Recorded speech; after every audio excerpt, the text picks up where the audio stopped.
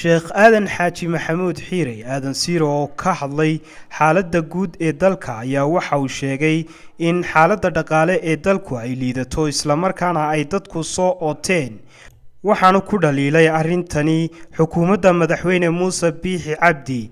haddaba sheekha oo arrintani ka hadlaya ayaa waxaa hadalladiisii ka mid ahaa: war dadka la tashaan loo madaxweynaha war kaabinetkan maanta joogo wax ka bedel sidan waxba inooguba shaqaynayaan ayaan runtii madaxweynaha leenahay. waxaan ku leenahay madaxweyne dadka urur maanta dadkii aad bay u kala fogaadeen. waxaan leenahay war dad doonaysa madaxweyne inaad guulaysato war dadka urur oo ku ururi wanaaga oo ku ururi wax wada lahaanshaha oo ku ururi cadaaladda oo ku ururi waxooda inaad sidooda si cadaalada ugu qaybiso. adigana maanta madaxweyne kuwii kugu soo tabacay kuwii hantida badan ku geliyey kuwii naf iyo maalba kuu horay eed albaabadii ka xidhatay iska daa kuwii kale aqoonti lahayd ururi lahaydo dadkaaga ururso oo dadka ururi ayaanu leenahay madaxweynaha. waxaa runtii aan kala hadlayaa madaxweynaha arrinta dhaqaalaha. dhaqaaluhu waa asaaska nolosha. madaxweyne waxaanu leenahay dadkii way soo ootay waa lagu baktiyayaa dalka dhaqaalaha furfur. dowladdii ka horeysay biqaddi nadar can akhtaa'ihaa waxa weeye dhaqaaluhu circulation buu ku jira.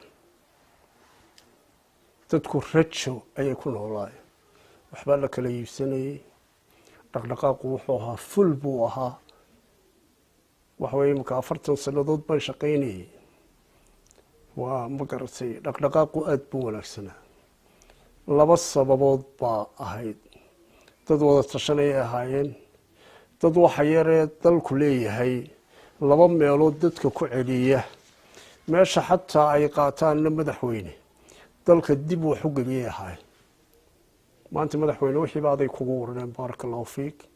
waxaan ku leenahay dadkii way soo ooteen dhaqaalaha furfur. kuwa iyagu dahabka iyo lacagta kaysanaya ee aan jidka ilaahay ku bixinayn fabashirhum bicadaabin aliim.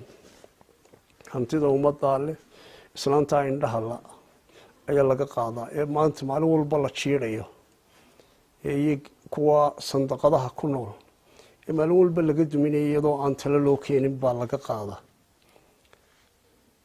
marka waxa weye nidaamka dhaqaale ee dalku waa khalkhal buu ku jiraa madaxweyne. waxaa loo baahan yahay in dhaqaalihii sidii hore haddaanad waxba ku soo kordhinayn nidaamkii kaa horeeyey raac. madaxweyne waxaan kuu sheegayaa maanta dadku xamar oo la ysku cunayo oo waxaa ka taagan aad og tahay oo maalin walba qarax ka dhacayo ayaa rajadii markii ay yaraatay intii madaxweyne aad joogtay ayaa waxay gaadheen halkaa loo hanqaltaago. waxaan ku sheegnaa madaxweyne rajadii way luntay intaad joogtay. marka waxaa la doonaya dadka inaad rajo u abuurto madaxweyne. cali maxamed xuseen cali wacays telefishinka saab hargeysa.